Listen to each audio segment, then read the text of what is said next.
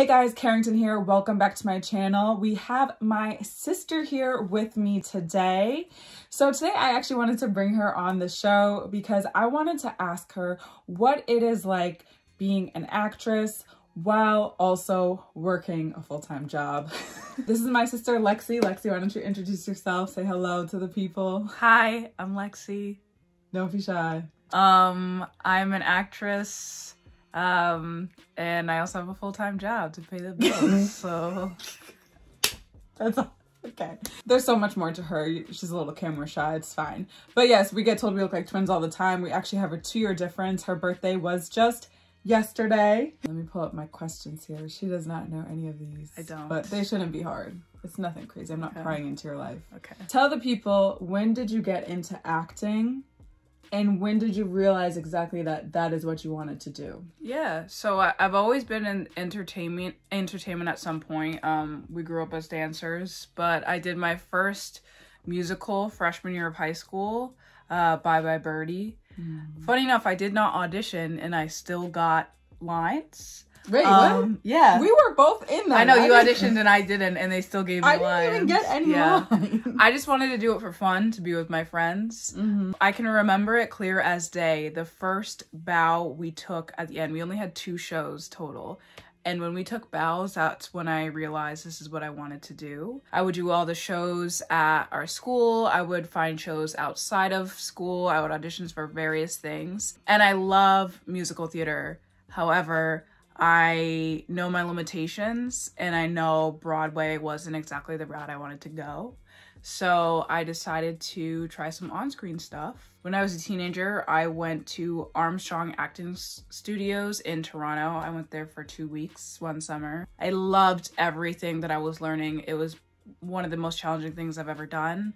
And that was when I realized this is a new challenge for me and I want to do on screen. Yeah, since then, I'm always finding things to audition for. I just shot a commercial a few weeks ago. So yeah, that's pretty much my journey. Do you find you get really nervous? When I'm doing self-tape auditions, no. But when I'm in, right now with COVID, all auditions are at home. But when I'm in the room, I do get nervous. The reason being, it's very easy when you're at home to think, oh, you know, you're a star. Everybody's great in their own way. But when you're in a waiting room with 30 other girls that look exactly like you, it's a bit of a reality check that, okay, I really need to bring it. And just because there are so many reasons to not get booked.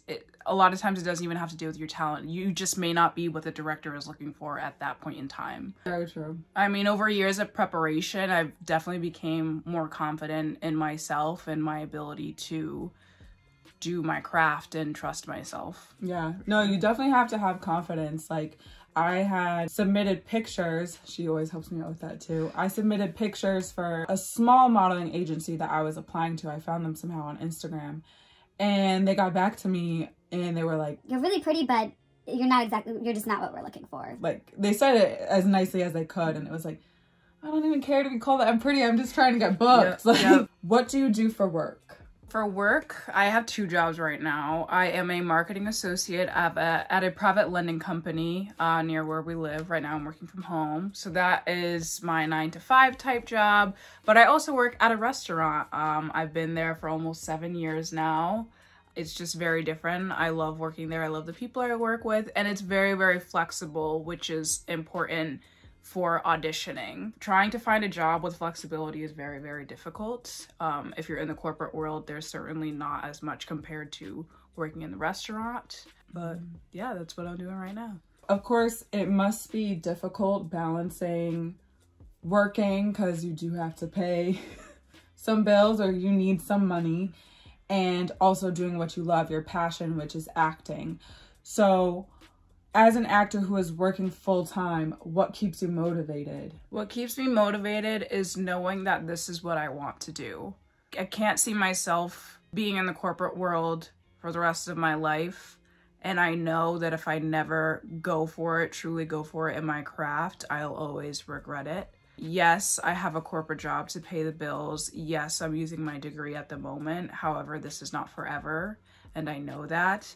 and I know eventually I will get the yes that I'm looking for to bring me to that next step in my acting career. Nice. What are some challenges that you face, whether it be being an actor and working a full-time job or just with acting in general? What are some challenges that you face? Or what's your biggest challenge you feel like you face? Honestly, I would say my biggest challenge, and I'm still struggling with it to this day, is getting a script and sometimes having a bit of imposter syndrome, thinking that I can't do this, or, you know, if there's an accent in the script, thinking that, oh, I can't pull this off, or, oh, this is not, you know, this is not what they're looking for. But I really have to just push those doubts aside. And I swear the auditions I send in that I think I'm doing terribly, I book. And then the auditions that I think I nailed it, I don't book. So it's really just me. I am my biggest critic. Just learning to trust myself, and, you know, I'm putting in the work, I'm putting in the training, and when it comes to the audition itself, just letting everything go and trusting that I know what I'm doing and I can bring the character to life, whatever the situation may be. That's true. You definitely have to trust yourself. That's the biggest thing. And I feel like a lot of us are our own biggest critics. I know I'm the same way all the time. I'll pick at everything. It's a bad habit. Making the decision to stay working full time while also pursuing your passion. You know, there are some people who are like, aren't working, are able to, I guess, go after what they want all day, every day, because that's all that they focus their mindset on. Do you believe that you can still reach the level of success that you want while still working these things that, you know, you have to work this job, you have to do that, you have responsibilities that you have to take care of? That's a good question. To be honest, no, I don't think I'm going to be where I want to be with the lifestyle I'm living right now with having this corporate job. Before the pandemic, I had a pretty strict outline for what I wanted my life to look like in terms of my career. I had a plan. I was going to be in New York, saving money before I moved. I had everything planned out, and then the pandemic happened. So the pandemic made it much easier for me to stay comfortable in my corporate job because we didn't know what was going on with the industry. The industry is still not where it was before the pandemic. I mean, pretty much nothing is. However, I know that to give this industry my all and to follow my dreams and do what I've always wanted to do, I need to go all in, which means, yes, leaving my corporate job. Right now, I'm just trying to find the right opportunity and do what feels right for me in terms of making that happen. It's definitely an interesting conversation because I've had one of these chats with one of my good friends who's a dancer, and we worked at the same, you know, 9-to-5 job, which obviously that isn't what we want to do, what we see ourselves doing for the rest of our lives. And it's tough balancing out what it is that you want to do for a career versus what it is that you have to do right now for some money. I don't want to be one of the people who has to be living the struggle on the streets just to get to success. I feel like you can still be a working person. Maybe it's cutting back on hours, like maybe it's not working corporate America. A lot of people that pursue the entertainment industry, I think, are like servers, bartenders. That's where you make the easy money, honestly. And I've learned that. That's where you make the easy, quick money. I feel like it's so easy to get comfortable in what it is that you're doing currently. It's so easy to stay in your comfortableness of just going to work, then maybe having fun with friends. But if you want to be somewhere, you have to put the effort in, and you do have to make some sacrifices somewhere. But I don't think you need to be homeless to do that. No. You need to have a backup plan in this industry. You could get a hit movie tomorrow and be super popular for a couple of months and then still struggle to find the next project. I think what a lot of even established actors are showing is that you can have more than one passion and you can do so many things that you want to do in life as long as you put the effort into it. Like Idris Elba, I love him. He's gotten into DJing. I do believe in having multiple streams of income. Yeah, absolutely. Of course. We know to have multiple streams of income, especially if you want to be like a millionaire. And I totally give props to the people that have come from the struggles, the people that were living in their cars or on the streets and made it to where they are today, the celebrities, you know, you hear those stories. But I want to hear the story of somebody who had to work a 9 to 5 that also still was putting in the effort and they made it fine. I don't want to go. I don't want to go. Yeah, I'm not trying to figure out when my next meal is coming from. I'm just a regular person with a regular job that has a dream. That's really. You have talent and you have work ethic. Yeah, that's the most important thing, because you could be super talented and if you don't put the work in, you're not going to get to where you want to be. I feel like not everyone has to go through that struggle to be exactly where it is that they want to in life. I think you might lose some sleep. You're going to have to make some sacrifices somewhere, but I don't believe we hear enough stories of people that just came from a regular background and also made it successful in the entertainment industry. I feel like we don't hear enough of that. And I think it's okay to hear that. Just as beautiful as it is to hear people that came from the struggle that made it to where they are, I think it's just as cool to hear that this was a regular person who was a part of the middle class, maybe, that was able to also get to a better level where they wanted to be. I agree. Yeah, so that's my thing on that. Do you prefer theater or TV and film acting? Theater will always have a place in my heart. I love theater, but TV and film is where I want to be ultimately. Yeah, I mean, if someone handed me a contract for Broadway tomorrow, don't get me wrong, I will take it. However, my focus right now is TV and film. That is where I see myself. That is what I want to do. Right. What is the audition process like exactly? Specifically also you being a Black actress, which her hair is, this is all hers. Lexi has some really long hair, and I don't want to get into the race aspect of it today. I feel like that would be a topic for another video. We could do a part 2. I don't want to get into that today. I wanted to stay a bit more of like working and acting, but we'll get into that another video. What is it like with the audition process for you? How do you wear your hair? Do you nails done? And what is it like when you're in the room? I guess I'll kind of go into 2 segments of this. So I do currently have a manager. Typically, she will send me an audition via email. I guess we could talk about more before COVID. So going into the room. Going into the room, you have to sign in. And you'll be in a room with 30 other people. They try to be as quick as possible. I've done a lot of commercial auditions for her. So pretty much that means when I get there, I will get the sides. I don't get anything beforehand. I'm not able to memorize anything beforehand. When I get there, I get the sides. You might have, I don't know, 15, 20 minutes to memorize. And then you go in the room. If it's a scene you're with other actors you don't know, you do the scene. Whoever's in the room may give you some direction to do it again. You might get a second chance, but you try to nail it the first time because you may not get a second chance.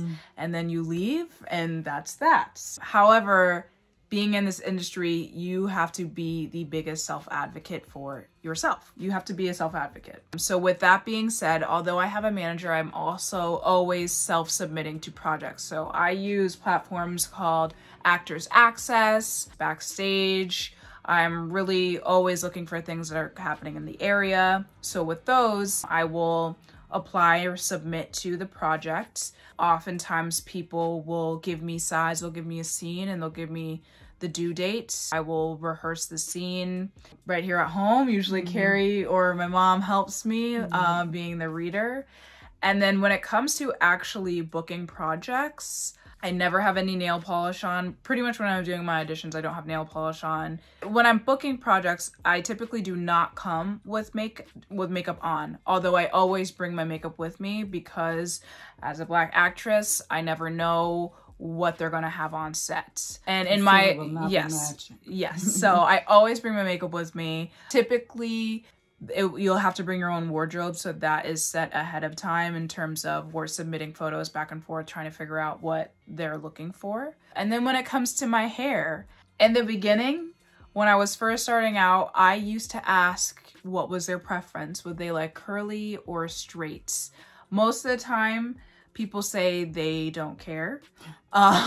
Which is like, that's not helpful. And one of my first projects, I filmed this Dunkin' Donuts commercial, which, side note, I used to work at Dunkin' for 4 years, so that was pretty yeah, funny. she was hooking me up. Yeah, I used to get her that free stuff. They can't fire me now because I don't work there anymore. But, and I came with my hair curly, and the hair lady did not know how to do my hair and was actually starting to ruin it a bit. It wasn't her fault. She just did not know how to work it. So since then, now I just take it in my own hands and I straighten my hair for the shoot. I just make it easier on everyone because the natural hair community better not come for her. Leave her alone. But you know what I mean? I'd rather go to set knowing that my hair is going to look good for the shot than someone ruin my natural hair. And then no, it makes sense. You can't fix natural hair super quick. Like you need time, you need the products. So now I just take it in my own hands and I straighten it. I don't even ask anymore because in my experience, when they tell me they don't care or if I come with curly hair, it's just not going to work out in my favor. So that's how I handle the situation. And it's so interesting to see how like beauty has changed over years, decades. What I've learned from modeling, because I also have worked with a talent manager lately, and she told me natural nails, you got to have natural nails when you're going, like the whole acrylics, or I like to do press-ons, as you guys know. It's considered unprofessional. It's considered to set with nails done. Right. If you get some big movie, they'll probably let you get your nails. They'll probably make sure your nails are done when you're filming on set. But in terms of actually going for auditions, they don't want to see that. Because to them, it's like, if they see something they don't want, it's just like an automatic no. And it's a distraction. it's a distraction, and they're trying to see you for you is what I've come to learn. Normally, I like to go now with my natural hair. Like now that I know how to work, now that I know how to style my natural hair and I feel comfortable in it, I do go with my natural hair. But I've definitely had the days where I've gone and people don't know how to do my hair. And I was told they knew how to do black hair. And then I get there and they don't.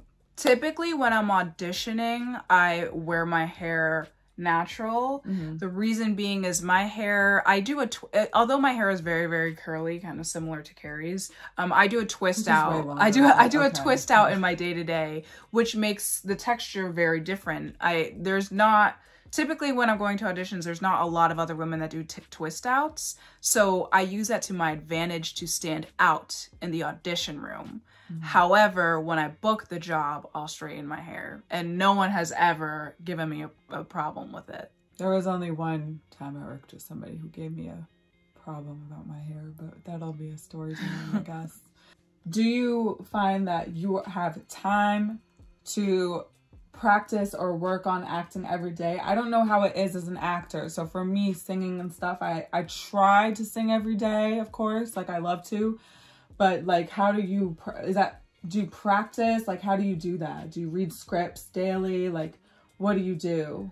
So what I like to do, I love studying other actors' crafts, as in I will watch different films, see some of my favorite actors, and I just like to watch certain scenes and look at their mannerisms. For example, I'm sure a lot of you know the TV series 13 Reasons Why, although it's no longer filming. It has finished. Ending was trash. There is an actor, Brandon Flynn, who played Justin. And there is one scene, I really liked his mannerisms in each episode I was watching him, but there is one particular scene of him just walking down the hallway with a backpack on his shoulder, and he gets into an altercation with another character on the show. However, in this scene, it's such little things he was doing. He was shrugging the backpack on his shoulder. He, touched his ear. He brushed his nose. Such little things that are so realistic. And I'm like, that is, to me, the difference between a good actor and a great actor. So I love studying other actors. And I also read something online years ago. If you're not doing at least one thing a day, every day, towards your craft or your dream, then you're doing it wrong. So that doesn't mean you have to sit down and read a script every day. I try to do one thing, whether it's researching about another actor, researching what is auditioning, looking up certain directors, whether it's submitting to new talent managers.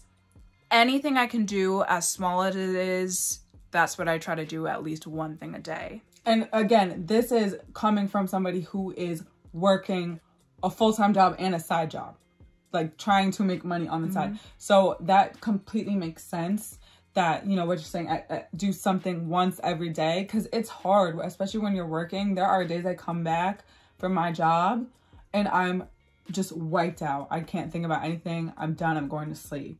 But that's good that you're setting aside the time each day to focus on your craft, whether it be, like you said, even if it's just researching, which is a big deal because you have to know your stuff. Like I know when I was dancing, especially for ballet, they were like, you have to know your choreographers, you have to know your ballet dancers. You can't just be Misty Copeland. As much as I love her, you got to know more than that. And she definitely does know her stuff, because she'll be telling me about an actor and I'm just like, who? Like she goes off their name and I'm just like, in my head, I'm like, okay, like, am I supposed to, because I'm not an actress, so I'm just like, okay, but I don't act, period. So when she's like telling me about so-and-so and just, oh my God, isn't this, and I'm just like, no, this is, I don't know. I aspire to work with these people one day. So. And I think that's great. I think that's great that you have clearly that passion and that enthusiasm towards that. That's how you know, like, this is what you want to do. All right, Lexi, thank you for being a part of this. Do you have any words, advice that you would like to give the audience? I would say for the other entertainers out there in this industry, whether it's acting, singing, dancing, keep working on your craft. A yes is coming, and be your biggest self-advocate. Nice. I like that. Thank you again, Lexi, for being a part of my channel, for being on this, for interviewing with me. This was my first real interview here, I think, on my channel here. So hopefully you guys liked it. Hopefully you enjoyed being on, and you'll be back for a part 2. Yes, thank you for inviting me. Yeah, here in the room. I want to thank you guys so much for watching. Be sure to like, comment, subscribe if you haven't. Be sure to follow me on Instagram. I'll also link Lexi's information below. Check out my music. It's on Spotify, Apple Music, all that stuff. And I will catch you guys in the next video. Bye. Bye. Oh wait, pause. I feel like, did I have anything on my teeth? No. Okay, cool. We're making music. He has that song. Bounce it. Bounce it. Okay. You don't know? I don't know that song. Oh, is it bossy? Bossy. But I'm not gonna put this cut in. But I do believe in here looking for boo. Did you scooch over a bit? No, Yeah, I don't want you to. I did. Okay, no, you're good. I'll just lean in like this. No, you don't have to lean. Sit comfortably. I am comfortable. I am. Okay. Hey, Oh, guys. am I supposed to be looking at the camera? Yeah, so the camera's actually here. You don't want to actually look at yourself.